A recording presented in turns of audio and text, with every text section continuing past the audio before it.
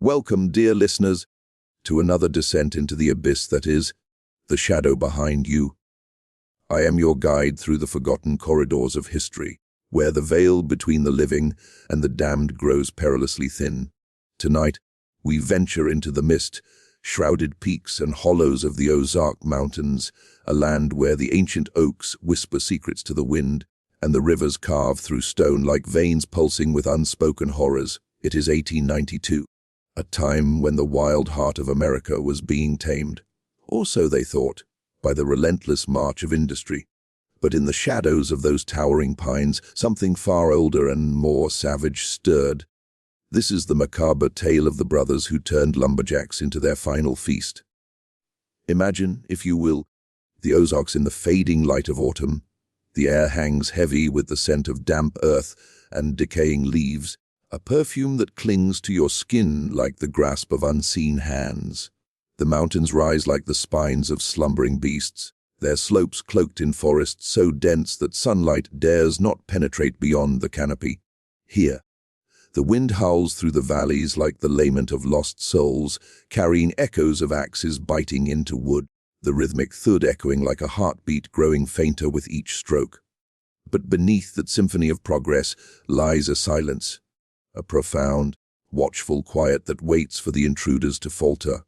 In this era, the lumber barons descended upon the Ozarks like locusts upon a harvest. Railroads snaked through the wilderness, bringing hordes of rough-hewn men lumberjacks with calloused hands and dreams of fortune, wielding crosscut saws and peavy hooks to fell the mighty shortleaf pines and oaks that had stood sentinel for centuries.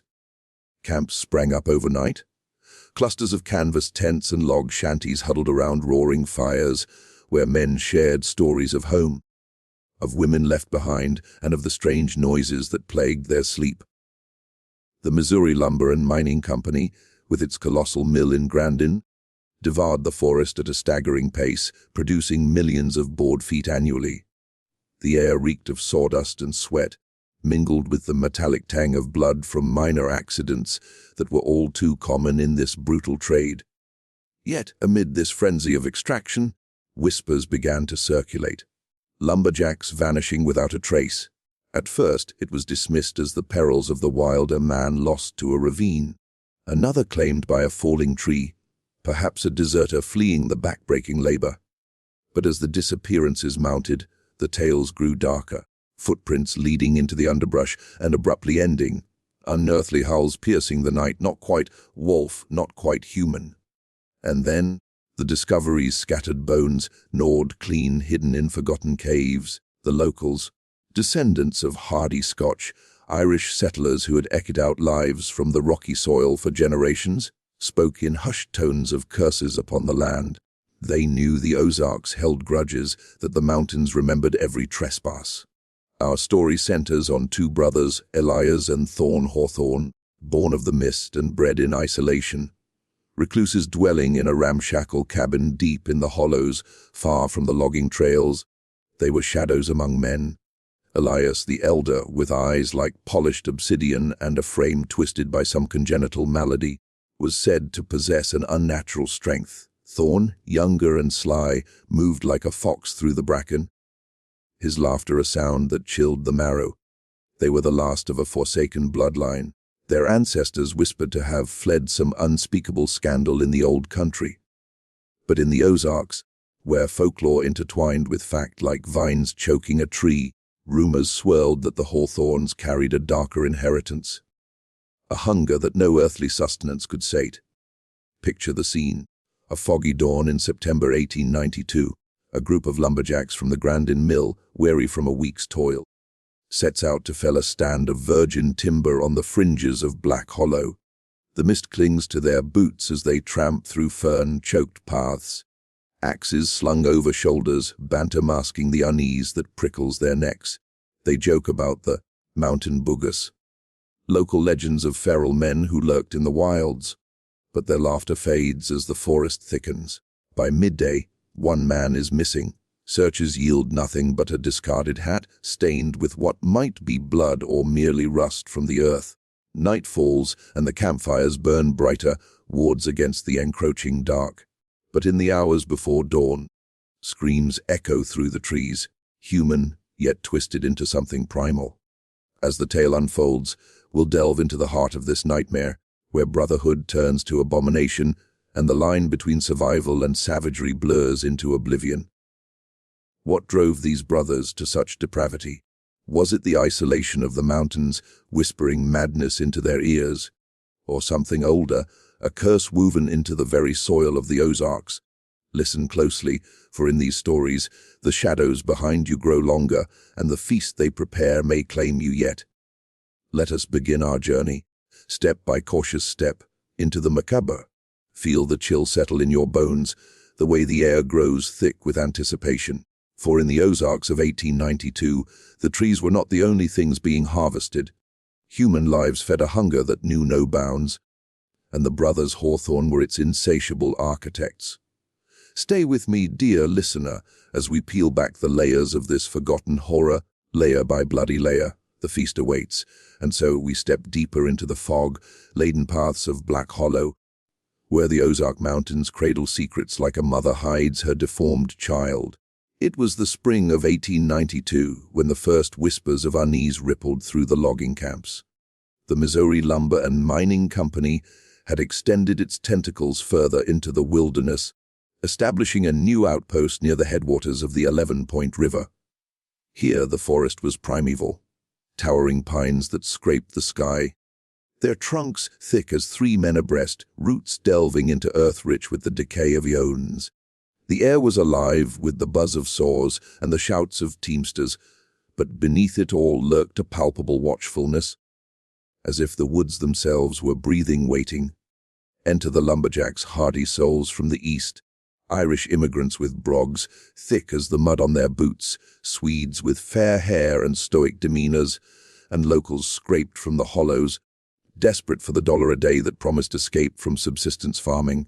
Among them was Samuel Sam Whitaker, a burly foreman in his 40s, with a beard like tangled briars and eyes that had seen the horrors of the Civil War. Sam led a crew of 12, men who felled trees from dawn till dusk, their bodies aching from the strain, their evenings spent around crackling fires, swapping tales of ghosts and goblins to ward off the loneliness. It began innocuously enough. In late April, as the dogwoods bloomed in ghostly white against the greening hills, a young Jack named Tommy Reilly went missing. Tommy was a lad of 19, fresh from Boston, with a quick wit and a harmonica that brought cheer to the camp. He'd wandered off to relieve himself during a midday break, his axe left leaning against a felled log.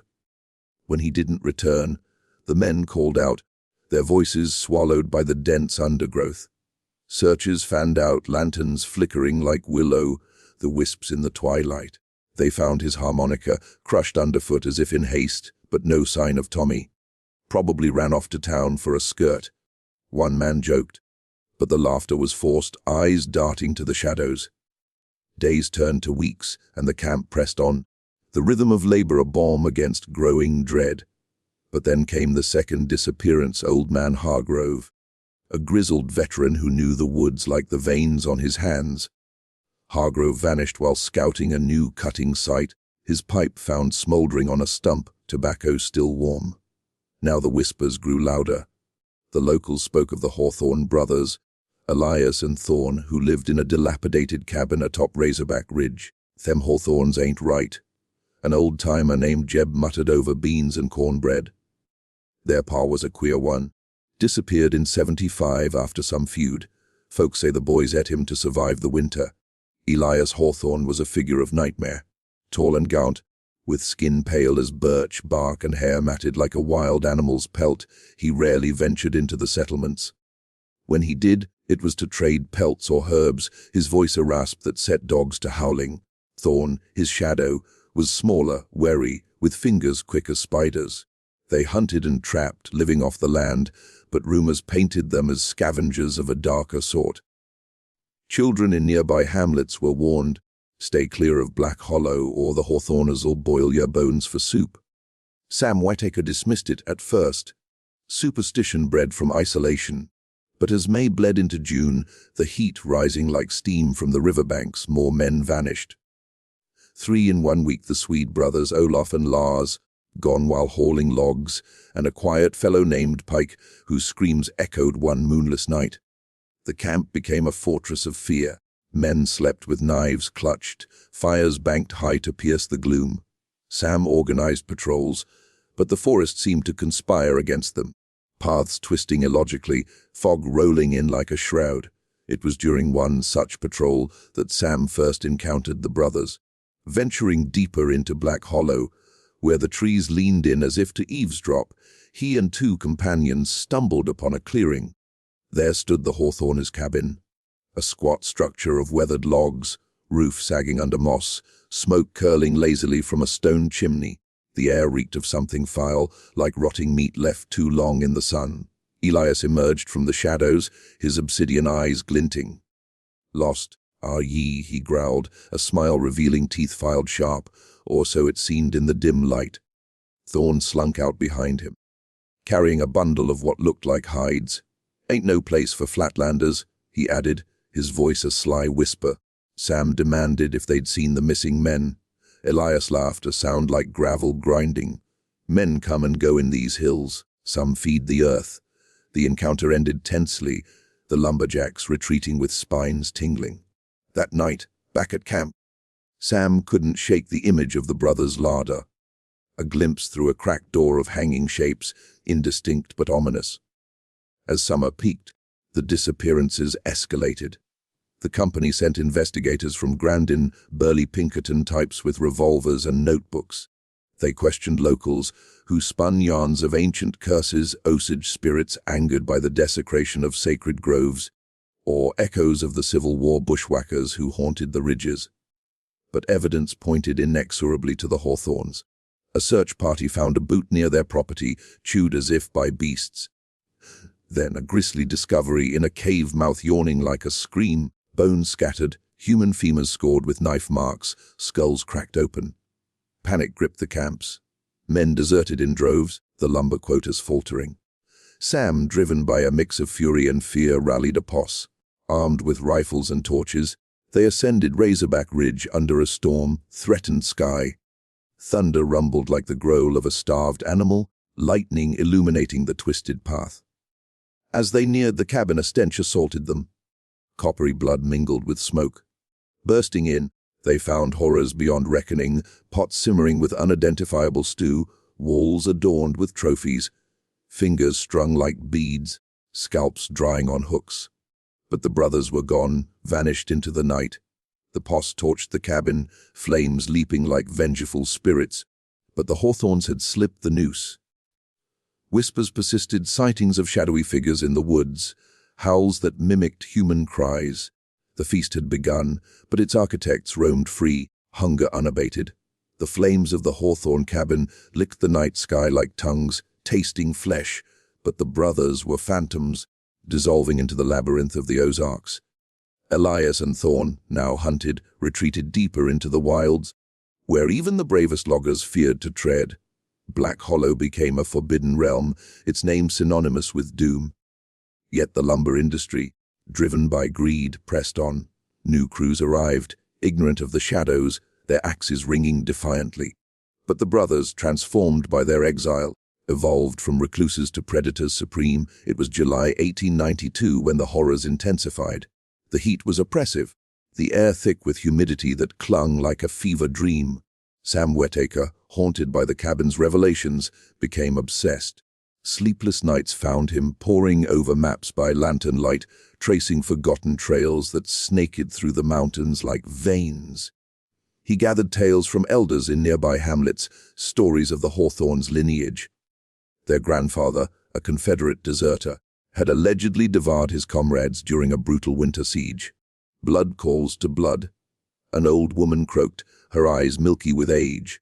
The mountains breed such hungers. The brothers, meanwhile, hunned their craft. Elias, with his brute strength, set traps. Pits lined with sharpened stakes, camouflaged with leaves, luring stragglers with bait of pilfered supplies. Thorne, the cunning one, mimicked bird calls to draw men apart, his knife silent as a whisper. Their feasts were ritualistic, conducted in hidden glades under the moon's pale gaze. They stripped flesh with practiced ease, boiling bones for broth, preserving what they could in salt stolen from camps. The isolation had warped them. Elias spoke of visions, spirits of the forest demanding tribute, promising immortality through consumption. One sweltering afternoon, a crew of 8 ventured too close to the brothers' new lair, a cavern system riddled with passages like a honeycomb of hell. The men, parched and weary, sought shade by a spring. As they drank, thorn struck first, arrow from a handmade bow piercing a throat. Chaos erupted, shouts, gunfire wild into the trees. Elias charged like a bear, clubbing 2 senseless, before dragging them into the underbrush. The survivors fled, but not before glimpsing the horror Thorn's face smeared with blood, eyes alight with feral joy. Word spread like wildfire through the camps. The company offered bounties, 500 for the brothers' heads, but fear outweighed greed. Sam, rallying a hardened group, including a tracker named Red Eagle, a half Osage with knowledge of the old ways, set out on a manhunt. They tracked signs Nord remains hidden in thickets, footprints that vanished on rocky ground. The pursuit led them through terrain that defied logic, cliff shearers' judgment, rivers foaming with rage. Nights were torment, howls circling their fires, shapes flitting at the periphery. In August, under a blood moon, they cornered the brothers in a forsaken mine shaft, remnant of a failed zinc venture. The entrance yawned like a maw, darkness within absolute. Torches lit, the post descended, the air growing fated with decay. Echoes amplified every drip, every scuffle. Suddenly, Ambush Thorn leaped from a ledge, knife slashing. Red Eagle fell, gutted, his blood painting the walls. Gunshots thundered, Elias roaring as bullets tore his flesh. He charged, impaling one man on a jagged rock before collapsing. Thorn escaped into deeper tunnels, his laughter echoing madly. Sam pursued alone, lantern trembling. The chase twisted through narrowing passages, the weight of the mountain pressing down. He found Thorn in a chamber lit by bioluminescent fungi, surrounded by altars of bones, skulls arranged in patterns, femurs crossed like runes. "Join us," Thorn hissed, his form emaciated, eyes glowing. The feast eternal. A struggle ensued, knife against knife, strength against madness. Sam prevailed, stabbing deep, Thorn's last breath a gurgle of defiance. But Elias, his body vanished from the shaft, dragged away by unknown means. Whispers persisted. He lived on, a wraith haunting the hollows. Bodies continued to disappear, though fewer, as if the hunger had dimmed but not died. By autumn's end, the camps dwindled, the lumber barons conceding defeat to the mountain's wrath. Sam Whitaker left the Ozarks, a broken man, his dreams plagued by feasts he could never unsee. The brothers' legacy lingered, a stain on the land. Their tale became legend, whispered around fires, the Hawthorns, devourers of men, guardians of the wild's dark heart. In the Ozarks, where the veil is thin, they wait still, hunger unabated. To truly grasp the chilling essence of the Hawthorne brothers' tale, we must unearth the roots of the Ozarks themselves, a land forged in isolation, hardship, and the clash of worlds. The year 1892 marked a pivotal moment in the region's history as the lumber industry exploded, transforming ancient forests into commodities. But this was no empty wilderness. It was a tapestry woven from Native American legacies, settler struggles, and folklore that blurred the line between myth and reality. The Ozark Mountains, spanning parts of Missouri, Arkansas, Oklahoma, and Kansas, are among the oldest in North America, their eroded plateaus and deep hollows shaped by millennia of wind and water. By the late 19th century, the area was home to a sparse population of Scotch-Irish descendants who arrived in the early 1800s seeking refuge from crowded eastern states. These settlers lived in log cabins, farming rocky soil and hunting game, their lives steeped in self-reliance and suspicion of outsiders. The Civil War had scarred the region deeply. Guerrilla warfare between Union and Confederate sympathizers left a legacy of feuds and lawlessness. Bushwhackers, irregular fighters, hid in the hills ambushing travelers, their atrocities echoing in stories of vengeance and survival at any cost. Enter the lumber boom. Beginning in the 1880s, railroads like the Seine, Lewis, San Francisco pierced the wilderness, enabling mass extraction. The Missouri Lumber and Mining Company, founded in 1887, built the town of Grandin, Missouri, boasting the world's largest sawmill by 1890, processing up to 200,000 board feet daily. Shortleaf pine and oak fell in swaths, shipped for railroad ties, mine props, and urban construction. Logging camps dotted the landscape, temporary villages of tents and shacks, where men endured grueling 12-hour days, accidents rampant, crushed limbs, falling trees, drownings in log drives. The influx of workers, immigrants, and drifters disrupted the insular communities, breeding resentment. Locals viewed the lumberjacks as invaders, stripping the land that sustained them. This industrial intrusion clashed with deep-seated cultural beliefs. Ozark folklore, collected by figures like Vance Randolph Thevev, born in 1892, ironically, and later a renowned folklorist, brimmed with supernatural elements. Tales of haints, ghosts, witches, and shape-shifters abounded. The Ozark howler, a cryptid beast with a cry like a dying woman, was said to portend death. Native American influences lingered. The Osage, who once dominated the region, spoke of spirit guardians and curses upon desecrators.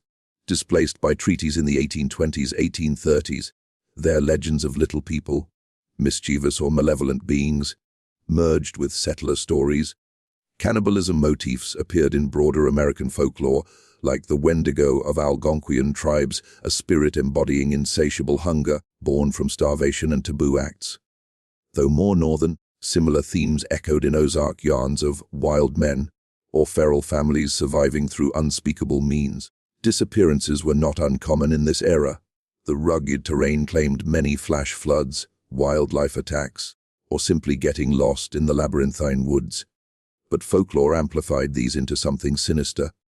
Stories of cannibal clans, like the legendary Sawney Bean in Scotland F's influencing American tales, found fertile ground. In the Ozarks, isolation bred eccentricity.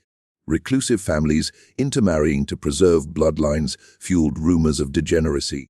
The 1890s saw reports of mysterious vanishings near logging sites, attributed to accidents but whispered as foul play. One real incident, the 1897 disappearance of miners in nearby caves, bodies never found, sparking tales of underground horrors. Culturally, the Ozarks embodied American frontier myths, the rugged individual versus nature's brutality. Yet beneath lay trauma, economic desperation drove men to logging, where exploitation was rife. Company towns like Grandin controlled workers' lives, paying in scrip, fostering debt. Resentment simmered, perhaps manifesting in acts of sabotage or worse. Folklore served as cautionary tales, warning against greed and hubris. The hawthorns in this context symbolize the backlash natives, pushed to extremes by encroachment. Their feast, a metaphor for reclaiming the land through terror. Blending fact and legend creates an eerie authenticity. Archaeological evidence shows prehistoric cannibalism in the Americas, from Anasazi sites to Jamestown's starving time in 1609-1610, where settlers resorted to eating the dead. In the Ozarks, zinc and lead mining exposed ancient burial sites, stirring superstitions. Randolph's collections include remedies against mountain madness, hallucinations from isolation akin to cabin fever, potentially driving men to depravity. Thus, the brothers' story isn't isolated. It's woven into the Ozarks' fabric, a land where history and horror entwine, the past devouring the present like roots, claiming forgotten graves. Peeling back the layers of the Hawthorne brothers' Macabre saga reveals not just a tale of horror, but a mirror to the human soul's darkest recesses. This narrative, steeped in the Ozarks' misty veil, probes universal fears, the beast within, the fragility of civilization, and the abyss gazing back when isolation strips away societal masks. Thematically, it echoes ancient archetypes while reflecting 19th-century cultural traumas, all under an ominous lens that questions what lurks in our own shadows. At its core lies the theme of cannibalism as metaphor for consumption run amok. The brothers' feast symbolized the lumber industry's rapacious hunger, devouring forests and men alike. In 1892, America's Gilded Age glorified progress, yet masked exploitation workers as fodder for capital's maw. Elias and Thorne, preying on lumberjacks, invert this dynamic, natives consuming the invaders, a twisted reclamation. Psychologically, Cannibalism represents the ultimate taboo, breaching boundaries of self and other. Freudian analysis might see it as regression to primal urges, the id unleashed in lawless wilds. Jungian shadows emerge, the brothers as archetypes of the repressed savage, manifesting when society intrudes on the untamed psyche. Isolation breeds monstrosity, a recurrent motif.